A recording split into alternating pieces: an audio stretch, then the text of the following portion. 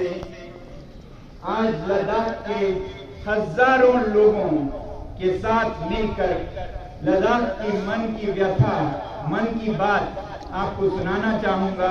यहाँ अगर आप देखेंगे तो एक छोटे प्रदेश जहाँ 1,00,000 डेढ़ लाख तो लेह में और 1,00,000 डेढ़ लाख की कारगिल में है, उसमें से 20-30 हजार लोग यहाँ पर मिलकर आपसे एक गुहार लगा रहे हैं, आपसे एक मन की बात सुना रहे हैं। तो वो हम आपके साथ मिल के सुनाएंगे। कैसा है? आप लोगों की मंशा और आपकी अनुमति लेके मैं प्रधानमंत्री जी को ये कुछ मन की बातें सुनाना चाहूंगा। सबसे पहले तो लद्दाख के लोग आपके बहुत बहुत आभारी हैं और रहेंगे कि आपने, आपकी सरकार ने आज से 4 साल पहले लद्दाख की सालों दशकों पुरानी मांग पूरी की। उसका हम बहुत बहुत धन्यवाद करते हैं और करते रहेंगे। और उसके बाद क्योंकि मैं पर्यावरण के क्षेत्र में काम करता हूँ, एनवायरमेंटल एक्टिविस्ट हूँ, तो मैं आपका बहुत बड़ा प्रशंसक हूँ जो आपने सिर्फ भारत में नहीं दुनिया में भी एक रास्ता दिखाया भारत के आदर्शों का, सादगी भरे जीवन का, मिशन लाइफस्टाइल फॉर एनवायरनमेंट, जिस पे भी मैं सालों से बोलता आया हूं। आपने इसे दुनिया तक पहुंचाया। जब तक देश के, दुनिया के लोग सादा जीवन नहीं बिताएंगे, ये जो दुनिया का पर्यावरण है वो उसे सह नहीं पाएगा। इसके हम सब आभारी हैं। हम आपका अभिनंदन करते हैं इस बात के लिए। और हम इसके भी आभारी हैं कि जब आपने लद्दाख को यूटी घोषित किया तो इस पर्वतीय प्रदेश, इस संवेदनशील पर्वतीय प्रदेश के संरक्षण के लिए जब 370 नहीं रहा तो आपने लद्दाख के लोगों को भरोसा दिलाया।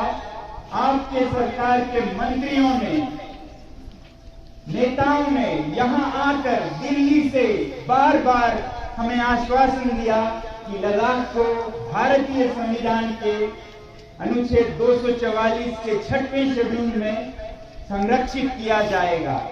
ये भारत के नेशनल कमीशन फॉर SC/ST के मिनट्स में छपे हुए हैं।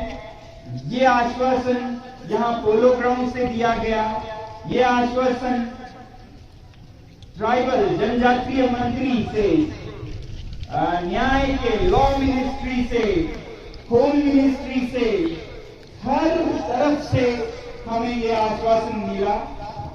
और फिर उसके बाद आपके सरकार ने, आपके पार्टी ने एक बार नहीं 2 बार हमें ये आश्वासन इलेक्शन में, चुनाव में इस तरह के मैनिफेस्टो, घोषणा पत्र के जरिए भी दिया।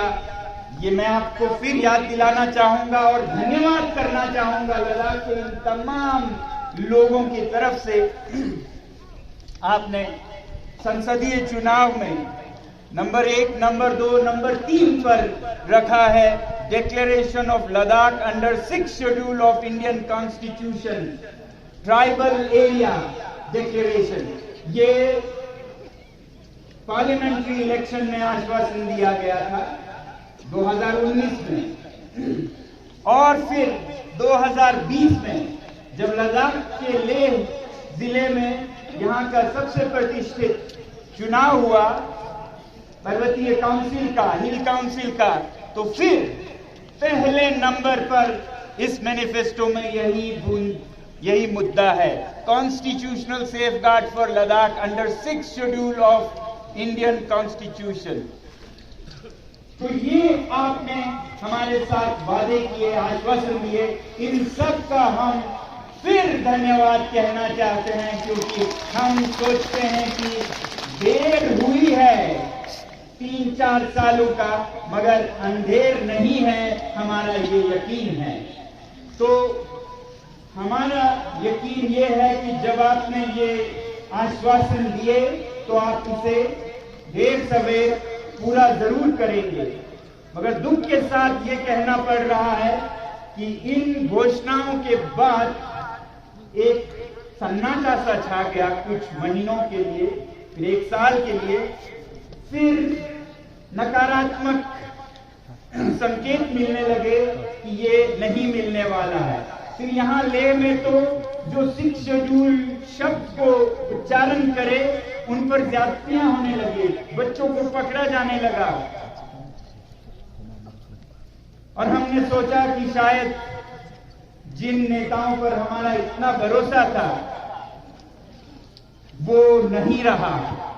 फिलहाल के महीनों में हमें ये पता चला कि ऐसा भी नहीं है। केंद्र सरकार में केंद्र के नेता, मंत्री, गृह मंत्री सब लद्दाख के हितैषी हैं, भला चाहते हैं, देना चाहते हैं। हमें फिर ये पर्दा जो हमारे बीच में केंद्र के साथ आ गया था वो पर्दा फाश होते हुए नजर आया और पता ये चलने लगा कि कुछ औद्योगिक गुट, इंडस्ट्रियल लॉबीज जैसे माइनिंग, खनन, जिनको लद्दाख के ये वादियों में, पहाड़ों में, पर्वतों में पैसा दिखता है, जो कल की नहीं सोचते आज की लूट मचाने में लगे हैं। हिमाचल में, उत्तरांचल में, पूरे हिमालय में, जिसका खामियाजा यहाँ के लोग हिमालय में भुगत रहे हैं। आप देख रहे हैं हिमाचल प्रदेश में क्या हो रहा है। ये अंधाधुंध विकास के नाम पर जो उद्योग का तांता लगा हुआ है, यही आप उत्तराखंड में देख रहे हैं। अब लद्दाख के दरवाजे पे दस्तक देने जैसे ही इनकी घोषणा हुई तो ऐसे घरानों ने, ऐसे गुटों ने, लॉबीज ने यहाँ अपना सर्वेक्षण करना शुरू किया और हमारे